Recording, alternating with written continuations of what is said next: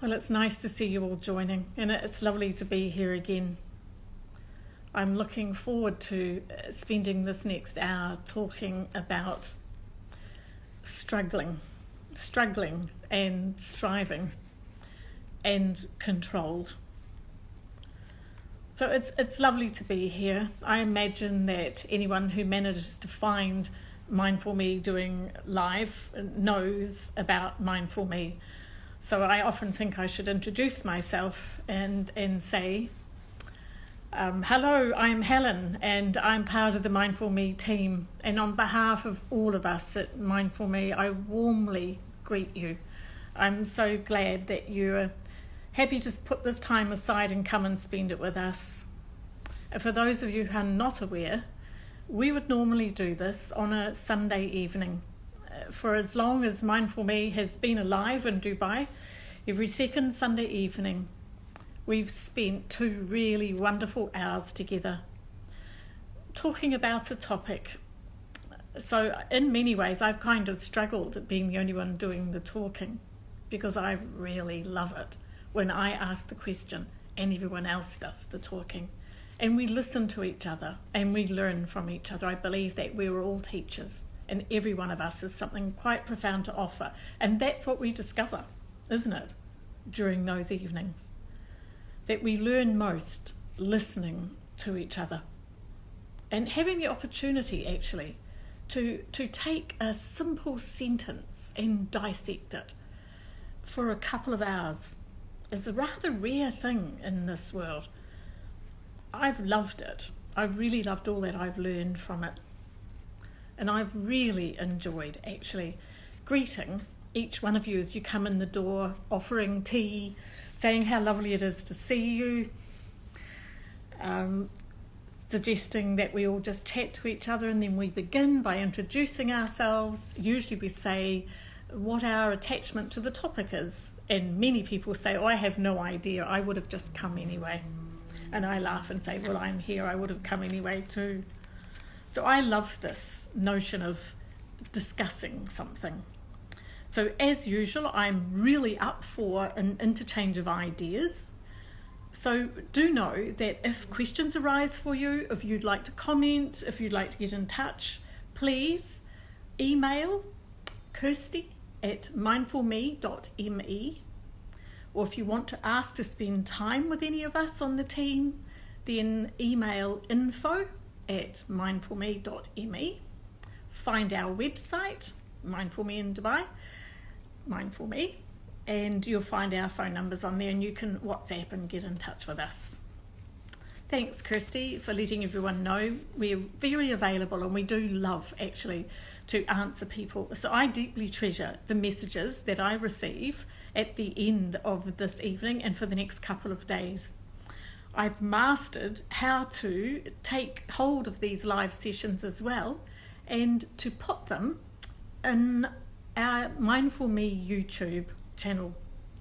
I think that's that in itself is quite a miracle, but it's really fun.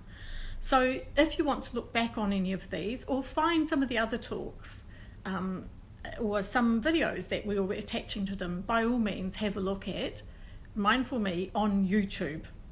This will be available there as it will be in the IG Instagram live, and you'll be able to watch it there. But if you want to direct people who don't have Instagram to the YouTube channel, that would be great.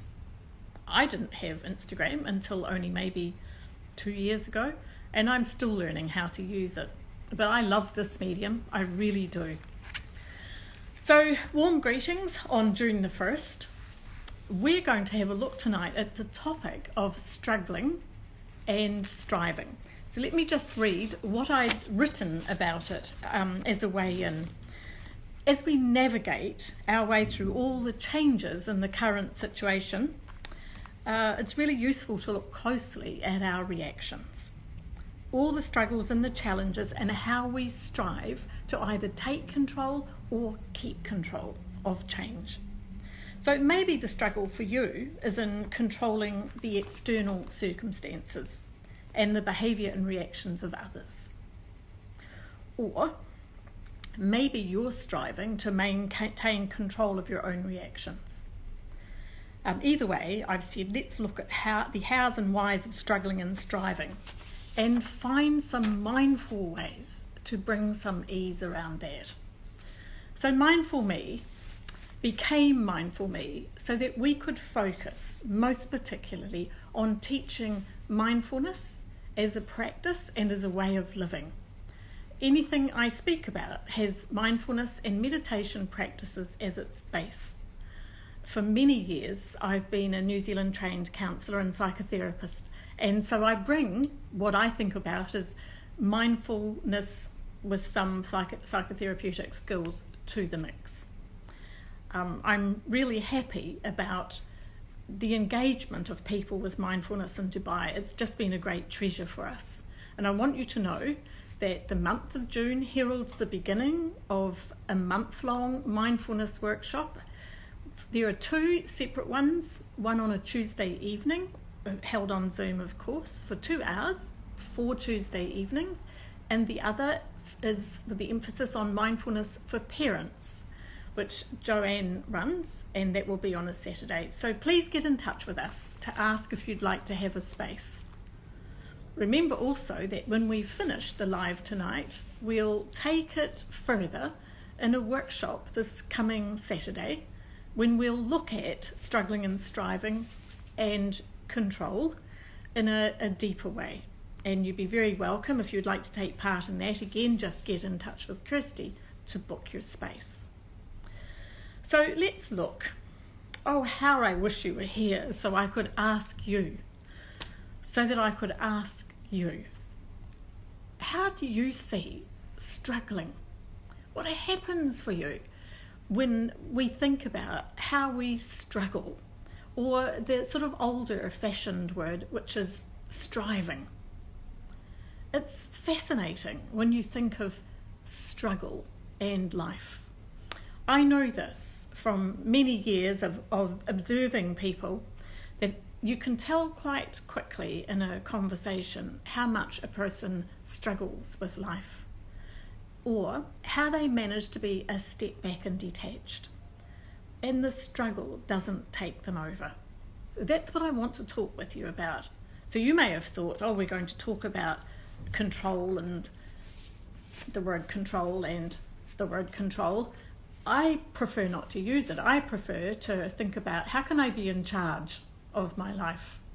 I'm not interested in control. You know, controlling is one of the big problems. Controlling is why we struggle. In mindfulness practice, we're aware that one of the 7 key elements of mindfulness practice is about learning not to strive. The notion, of non-striving.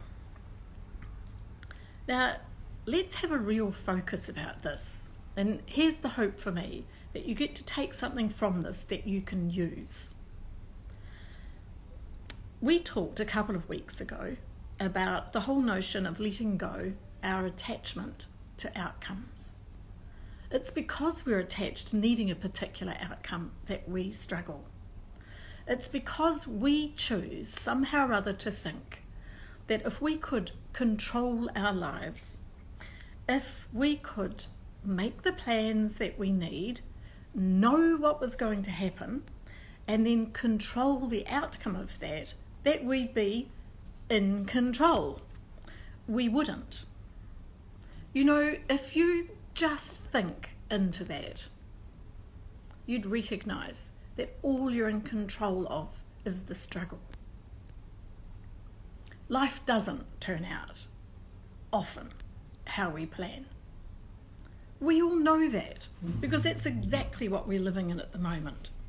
And for many people, they explained to me that they really felt like they had control of their lives until this current COVID situation arrived, and that's when they lost it. But you know, that is just a thought. If your life in any way is governed by fear, and the vast majority of people live their lives through the lens of fear, you'd know that most of our struggle is about trying to control outcomes, wanting something to happen. The notion of struggling also is deeper than that. For many people, it's a held belief system, acquired often in very early childhood, that life is not simple and easy, and that I will have to struggle for everything.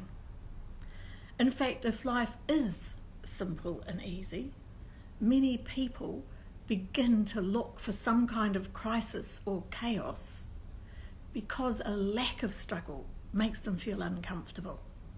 We become so used to having our entire system flooded with adrenaline and cortisol through fear, through having to watch and look out all the time, that struggle becomes our normal.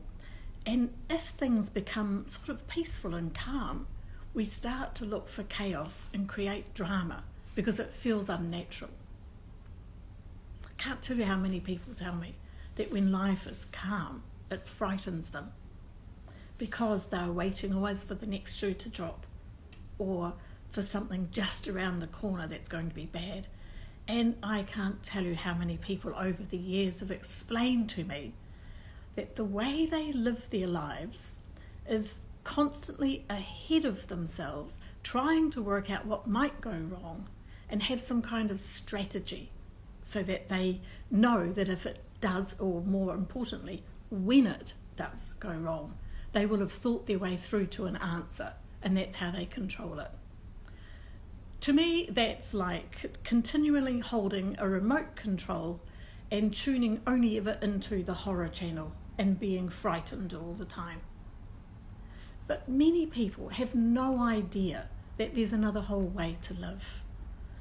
And that's particularly what I'd like to focus on.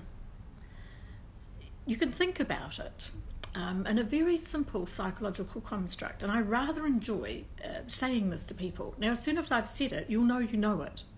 However, we don't pay much attention to it like this. It's called your locus of control. So locus means place, and I like to think about it like a compass.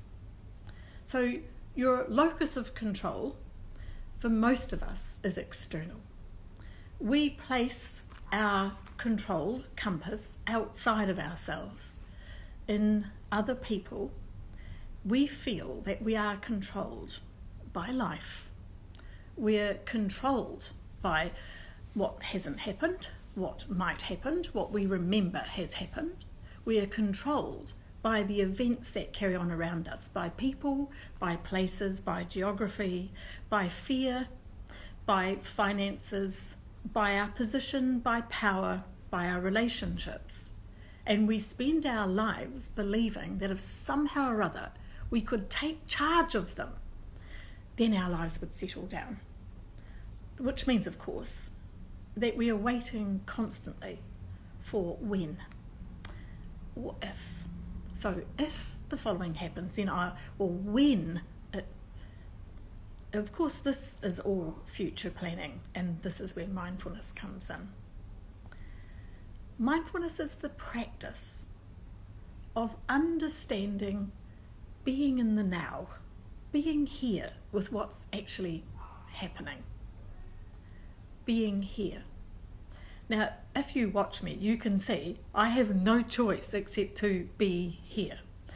I have to watch the clock to say the time is here, I must now tune in, I have to push all the right buttons, and then I need to stay present, because can you imagine if I slightly drifted off for a minute and thought, something else has come my way and I'm leaving. And yet, oddly enough, that's how most of us live. We're sort of here. But the vast majority of us is not. We're in our minds. We're slightly ahead of ourselves, if not a long way ahead of ourselves, trying to contain and control the fear that we have about what might, or the regret that we have about what did happen. The practice of being present in the moment is profound, because it actually means that you end up living in your life.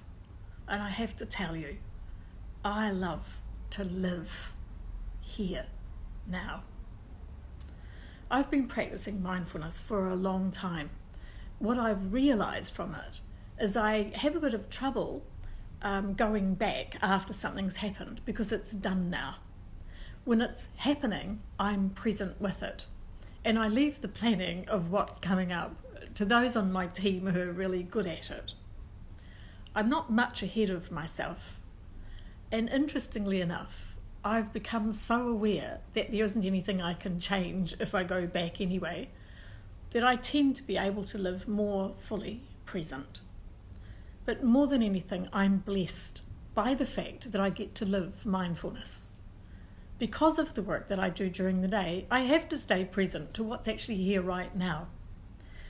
I so wish that I could help every person who ever comes anywhere in my orbit to understand how precious it is to be here now and not ahead of yourself. If you learned to notice that you have an external locus of control, you would see that you're controlled by anything that happens outside of you and immediately react to it. Now, the opposite of external locus of control is, of course, internal. It mirrors in as in independent, but it actually means, rather, that you tend to look at life from the inside out. Instead of looking at what's going on out there, you tend to be more aware of how you're actually reacting and responding to it first. Now, I believe that in many ways, this becomes part of the normal way we see as a developmental part of our life. As we get older, we become much more interested in our inner life, and we worry less about what people think about us. This is very true for me. I'm much more intrigued by what's going on inside of me and how I react and respond to what's going on outside, because I've long since learned that there's jolly well not all that much I can do about it except stay present to whatever's actually happening. So an internal locus of control means that you're more likely to feel as though you have charge of your life. It means that you're more likely to ask yourself, what's happening here? How can I meet it? What would be the wisest form of action right now? You know, when something horrifying happens to you, like an accident or some really bad news, if you stop and think, you know that in that moment you managed to muster what it is that you needed, because the past and the future drop away in that moment of extreme chaos, and everyone tends to suddenly realise that they're able to open into an inner resource they weren't aware they had. People often talk afterwards about how they flabbergasted they were at how well they met into something. So learning to notice that you have an internal locus as your compass place means having an awareness of the ability to watch and see yourself first. If, like me, you were taught as a child that that was self-centered behaviour, you might struggle with it. And I encounter that a lot in people. You know, surely we should look out to serve others first. Yes, but if you look out to serve others from the fullness of yourself, then that becomes joy. If you look out to serve others without ever first looking at your own needs, you'll quickly become too tired, too hungry, too unaware to notice. So it makes sense that you learn first of all to contact yourself. After all, this is the only part that you can actually have charge of. And mindfulness practice teaches us that. It teaches us to notice in a very easy way that you can break the habit of thinking that the solution to any of your problems is to rearrange things outside of yourself. I think I'd like to say that again. I think that's an important sentence, and I wrote it down so that I would remember to say it. Mindfulness helps us to break the habit of thinking that the solution to your problems is to rearrange things outside of yourself. Can you imagine if you spent your life struggling and striving to control things outside of yourself? You would spend the rest of your life struggling. And yet, you will recognise that's how most of us were raised. It feels tough when you think about it like that. We had to watch our behaviour, we had to notice how people think about it. We had to say all the right things, we had to remember to say please and thank you, you have to remember to sit up straight, clean up everything that's on your plate, do as you're told, watch the externals, get the best marks, go for the etc. That's how we are raised. We're not raised to say to ourselves, how do you see that? What choices would you like to make about that? Do you know you could think about that and choose how to do it your way? You don't have to do it the way I'm explaining, etc. Can you imagine? But what I want to help you to do is to recognise that if you break the habit of always trying to fix things outside of yourself, then you would begin to form a new habit which says, what's going on here? How am I seeing this? Am I bringing to it panic and worry? Have I leapt way ahead of myself? What would happen if I stayed in the present moment, took a couple of deep breaths, slowed right down, and began to see that if I learn to watch myself from the inside, I notice that I can be aware, that I am aware of what's going on inside of me. Think about it. If you get into the habit of learning to take a breath, one nice big deep breath, and notice what's happening, you can see that you can see. You become aware of what you're aware of. You come to see that what you're thinking in that moment may need to be altered, could be seen in another light, that you could make a choice around it, that you could step back, that you might buy yourself some time instead of just retorting or just answering. This is the practice of mindfulness, and it comes through the steadiness of learning to recognise that you can see. You can see your thoughts as you're thinking them. You can see your feelings as they begin to arrive. Therefore, you can take charge. Once you learn how to do that, you begin to formulate the notion that I see my life from inside out. My locus of control is inside of me, like a compass that directs me to my true north and helps me to see. It isn't true that I need to struggle with everything. It isn't true that life is a struggle. Do you know when you learn to breathe, to slow down, to notice, you learn to trust yourself, you learn to recognise that things maybe aren't quite as you thought, they could be broader. I'd like to invite you, if you haven't already, to read a book by the wonderful Michael Singer called The Untethered Soul. The Untethered Soul. Doesn't have to be tethered. Isn't that the most amazing thought? The Untethered Soul, he speaks about these things in rather lovely, ordinary, day-to-day language. And for many people, this is a book that helps them begin their journey of understanding themselves and an inner locus of control. This is how Michael Singer explains it.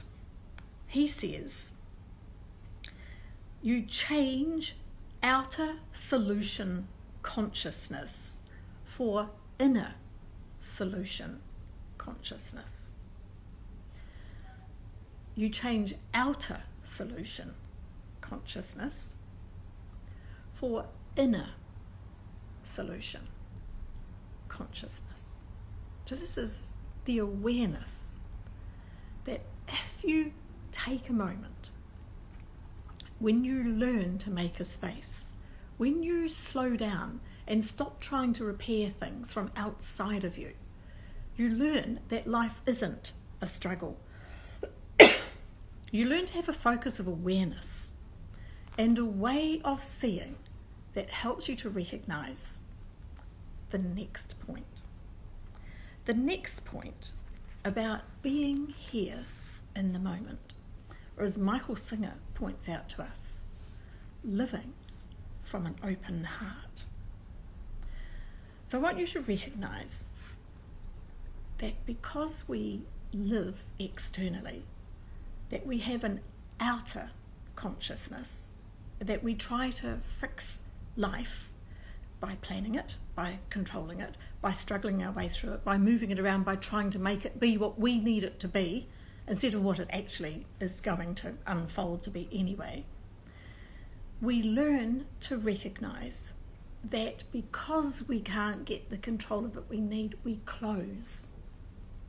We close inside of ourselves. So if we just take this simple idea of open, closed, the simple idea of open and closed, you learn to recognise that we learned through our experiences as children to close off to ourself because something frightened us or hurt us or bewildered us or damaged us or traumatised us. We learned to close off.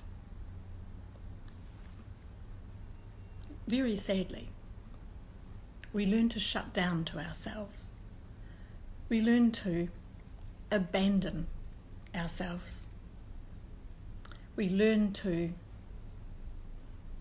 betray ourselves often, but we learn to uninhabit ourselves from the inside. When you watch children at play, you can see that they have an inner locus of control. They have this inner recognition of what they need and they ask for it, until of course we condition them not to and tell them to do it in particular ways that would make us happier, etc. We teach them, in effect, to close. That's just another way of saying we defend ourselves. We become defended. My work is mostly with defended people. I recognise it. I lived for a long time deeply defended, frightened actually, mostly about love and loss. You think about the heart of you. I mean the heart of your interior. We could say the seat of your soul, the part of you that connects you to yourself and to all of life and to each other. When it becomes wounded and traumatised, we learn very quickly that because of the preciousness of ourselves, we must defend ourselves, and so we close our hearts. It's very hard to have an inner locus of awareness when you're closed. This, of course, is why we learn to live from the outside in. So if you think about when you would have first turned away from yourself, which was just actually a form of protection, and then continued to turn away from yourself. So you have a story about it. You may have just lots of memories of times when you shut down against yourself. For many people, they tell me stories of being bullied, of being teased really badly, of being overlooked, of being neglected, and others tell me stories of being absolutely smothered and not able to really meet themselves because themself wasn't available to them they'd already shut themselves away. May have happened at a later date when you were traumatized by other things, by life itself, by loss, through fear, through all the discoveries of the painfulness that life brings, that sends you on an external search for happiness. So we begin searching for happiness, which somehow or other we come to believe is positioned outside of us. And if we could just control the circumstances of our life, struggling hard to be better, stronger, to work harder, to achieve more, to grow more success, then surely as we organise all those building blocks of life, life will become easier for us. That means then, of course, we position the ease ahead of us somehow. And so life becomes a steady series of when something changes, or when I arrive at, or when we, or after, then we, or if only, why didn't I? And then we start looking back again. But you recognise I'm speaking about how we first learned to close. There are many different ways that we could explain this from a psychological perspective, but I just want to say it in the most simple of terms. We can live our lives with an open awareness that if the compass is inside of us, then we would call that self. Self-esteem, self-confidence, self-awareness, self-perception of self-trust and self-reliance and self-respect. It would be good if we knew we could trust that. But we've learned not to. So we position the compass outside, often in someone else, or we never learn how to take it from the someone else and to deposit it really nicely in the own bank account of our own hearts inside our own bodies. So we struggle to control our external environment. Once we learn that actually within us is the ability to cease the struggle when we learn to grow a relationship with ourselves, we would call that simply opening my heart. We'd call it recognizing that I've lived from a closed heart for a long time. Michael Singer, in the book The Untethered Soul, speaks about this opened, closed heart all the way through his book. But in particular, in one of the later chapters, he speaks just about this topic in a really lovely and very clear way. You know, he talks about the simplicity of this. Of course you learn to close your heart when you're hurt or traumatized or fearful or anxious. But actually, closing your heart doesn't protect you from anything. It only serves to lock you up inside yourself. It only serves to lose you. If we could learn to live, embrace life through openness, then, you know, life would become a series of flowing. It doesn't mean that everything would become easy and simple. It means that you would be able to have ease and simplicity in your delivery or response to it. It means that you would give up struggling to make something be a particular way, and that you would learn to allow and stay open. If you stay open, then whatever's happening flows through you. You don't get to deposit it in the bank account of ungrieved grief, or the bank account, which so many of us have, which, you know, we would just call unfinished emotional business. I like to think about unfinished business as being in the deep freeze or the filing cabinet of many of us, simply because we often don't have the time to deal with it. Why? Because we're living externally. Because we're facing into what has to be done, and has to be done now, and has to be done better, and has to be done thoroughly, and has to be done for approval and for success and for affirmation, for acknowledgement, for appreciation. Not just lived. It sounds simple, when you say it like this. How could I learn to live with an open heart?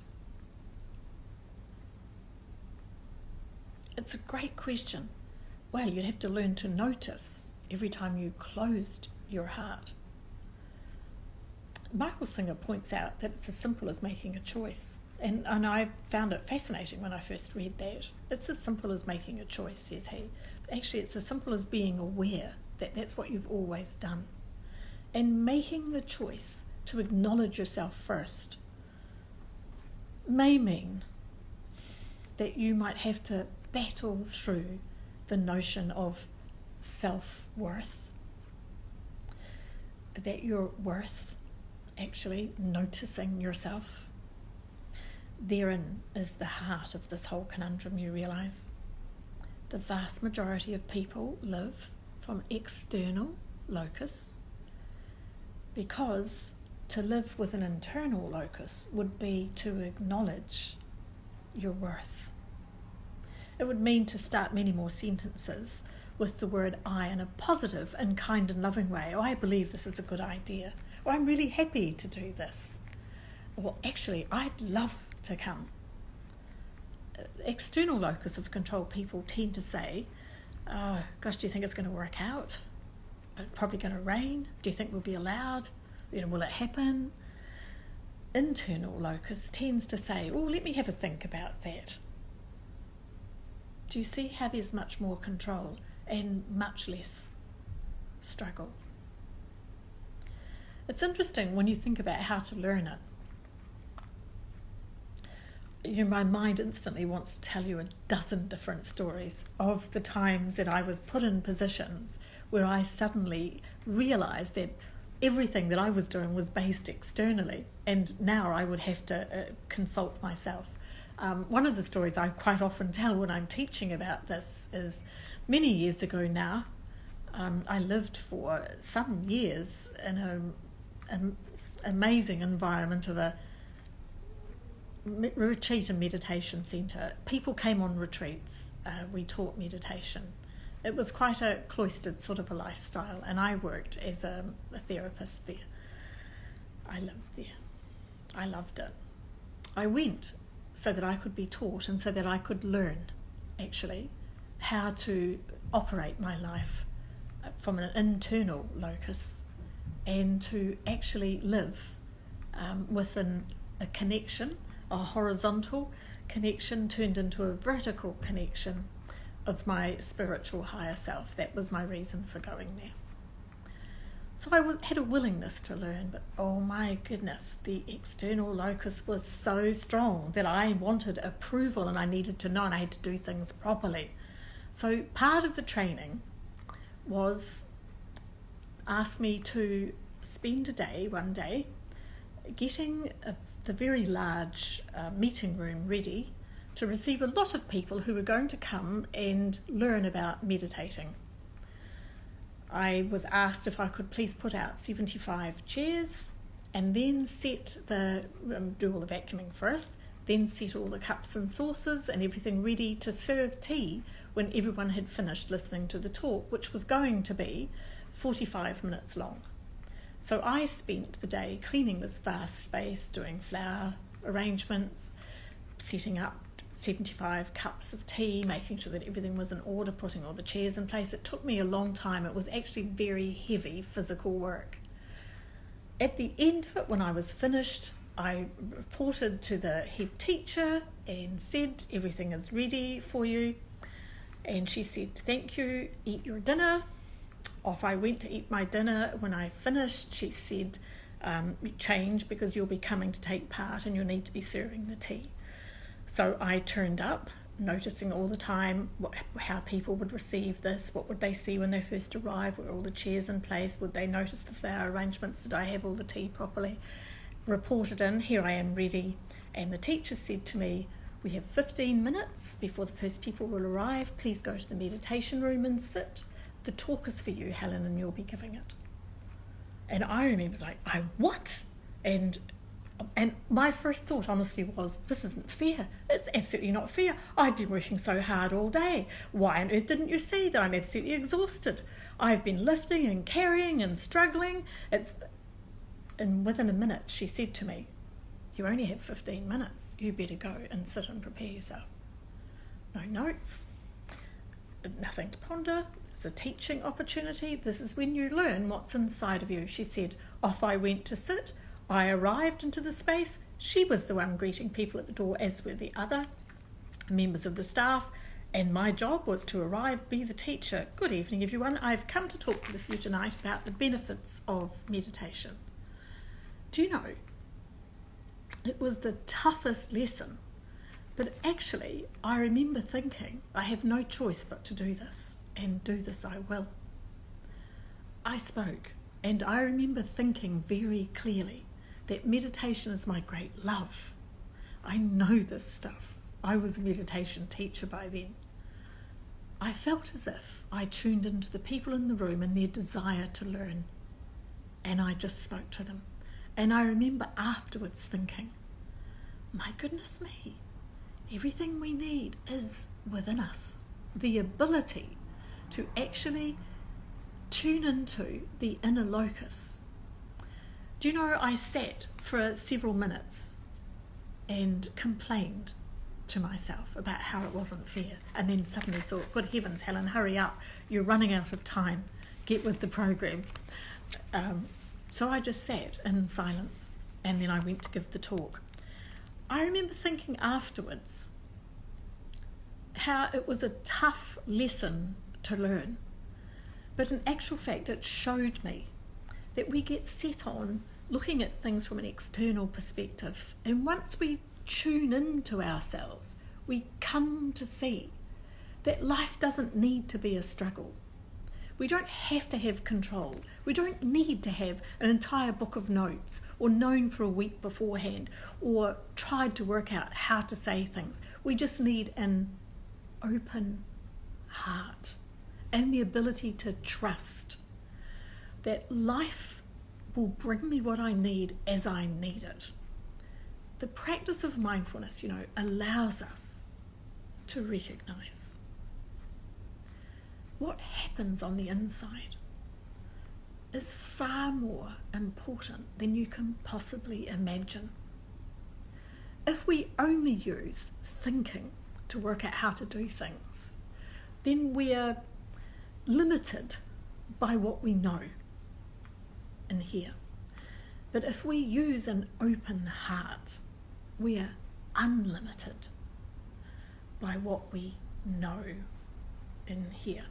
And that knowingness is both our connection to ourselves and the ability to serve through openness. A closed heart would say, I can't do this. A closed heart would be closed because you've already shut down to protect yourself. I made mistakes actually several times here. I closed down and blew it really badly, but they were great learning experiences.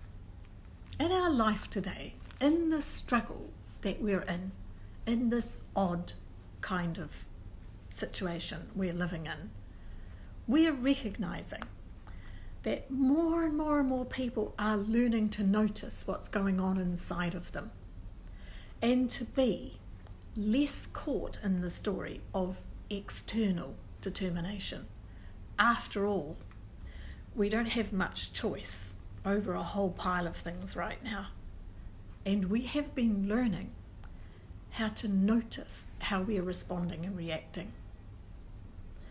Now, it may be just me, but I do get to see quite a wide range of people in our community now who are telling me that they're learning to either make those enormous steps that this COVID situation has forced them to make or has happened to them, and they've responded well.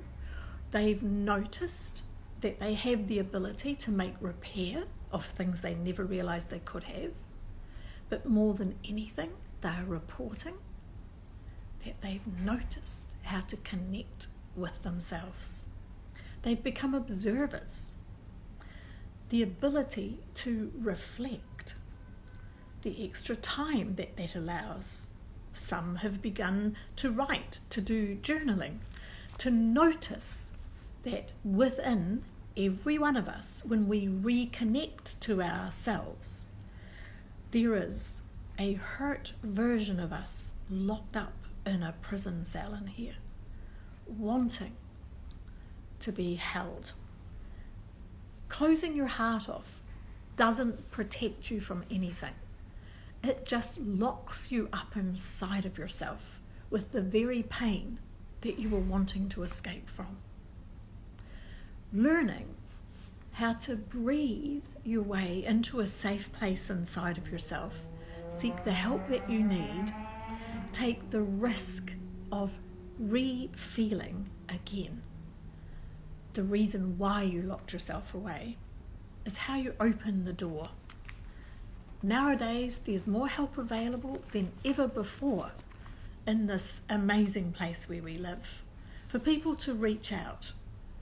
There are classes, there are ways of learning that our blocked energy patterns can be released.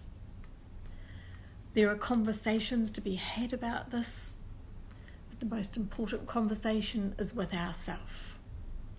When you feel yourself in your everyday life struggling, striving, gripping, grasping, pushing hard at whatever it is that you're trying to solve, to create, stop for a minute and breathe and just ask yourself, am I doing this from an open place or a closed place?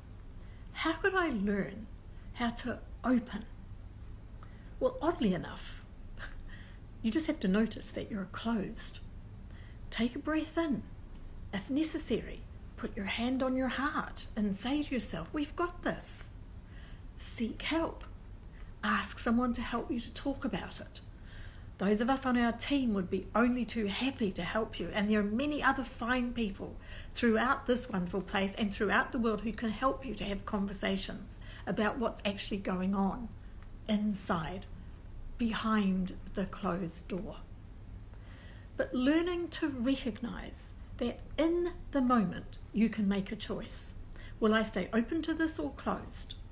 Can I greet this circumstance, person, happening, situation, difficulty with an open heart, or can I feel myself shutting against it? If I keep my heart open, whatever's happening will flow through me and out the other side. If I close against it, I lock it inside of me, and that's the struggle for control. That's the struggle. Once you lock it inside of you, the only place you can go to is outside of yourself to try to find an answer or a solution. And you're back in the struggle again. And this is the circle that people live.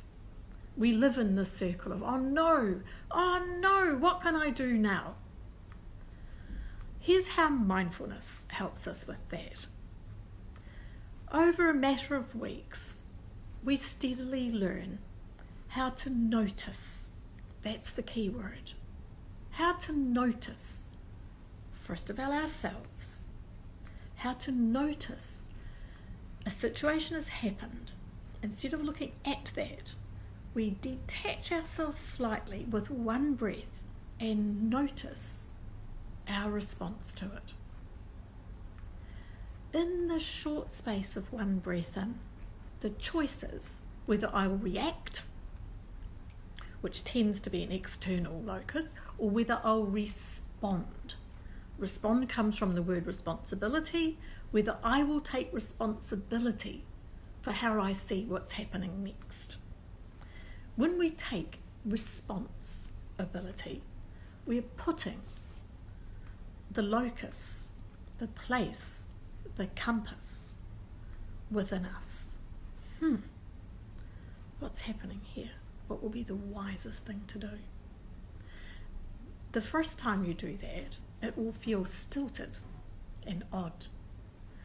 But as you learn to complete your mindfulness learning, understand it more, and daily begin the breathing practices that help you connect to yourself, you will notice that you grow the ability to take a step back, and you'll discover, as so many in our community have, that that step back becomes a step within. It's a step within, back into relationship with ourselves, back into the ability to learn self-esteem, self-confidence, self-awareness.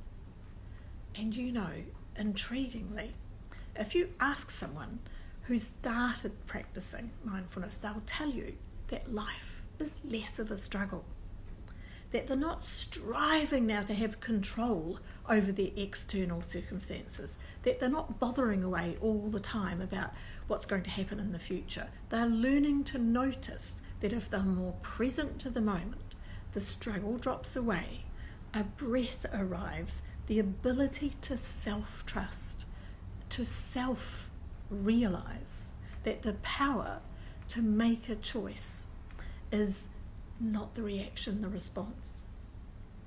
Not the reaction, the response. Reaction, external locus of control. Response, inside me. When you're inside, you're open-hearted.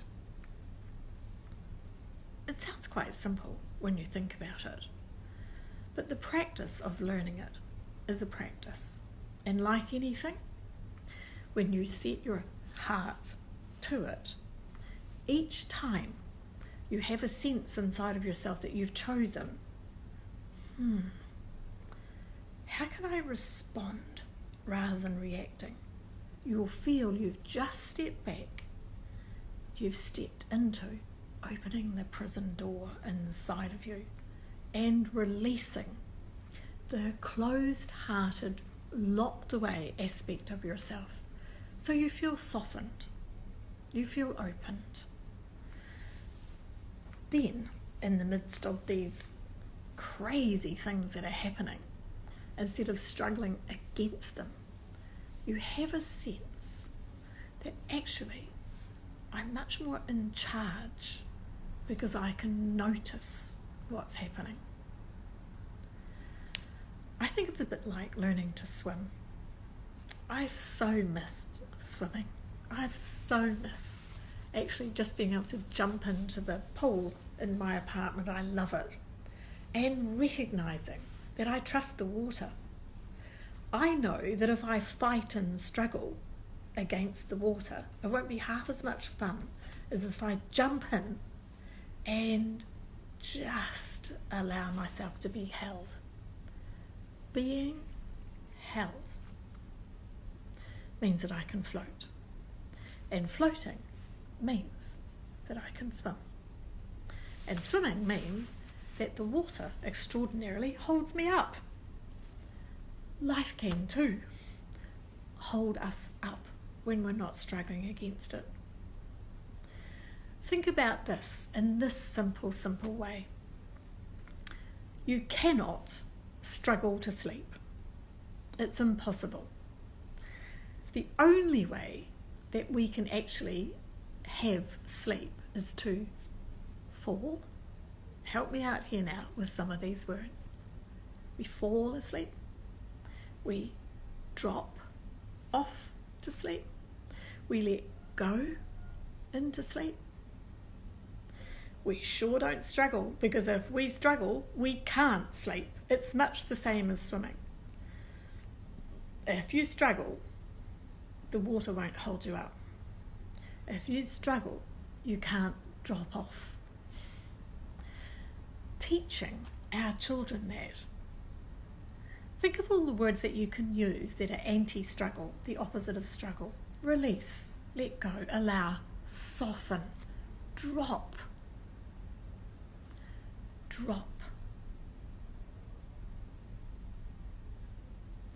surrender. Open-hearted. Think about it when you go off to sleep tonight. Breathe into yourself and think, how can I keep my heart open? And surrender into sleep.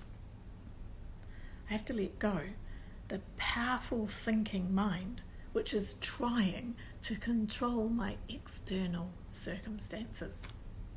If instead I paid attention to the softness of myself on the inside, surrendered, dropped down into myself, I would discover that going off to sleep is an awful lot more easy, especially if I brought myself into the present moment and paid attention to what was holding me in that moment, the softness of the duvet, the comfort of the pillow. Life is not to be struggled. Life is to be lived. This incessant search for happiness outside of ourselves is actually what's caused an awful lot of the problem for many people. If instead of going for happiness at all costs, we went for the liveliness of what actually exists out there, we would discover a whole new enthusiasm for life and a softness and a surrender about it. Go for the understanding that if you bring yourself to your heart first before you make some kind of solution, you will discover that you have it within you already. If you soften into it, then you'd learn that you could trust yourself, and then your esteem for yourself would grow, and then the knowledge of your own worthiness would arrive, and the struggle would cease, and the striving for recognition wouldn't need anymore because you'd be recognizing your own heart, and the sense of coming home to yourself. Absolutely surrendering your soul to your soul would give you an understanding about how life just is. It just is. Surrender to it. Give up the struggle. Open your heart. No matter what's happening, learn to breathe and make a response to it.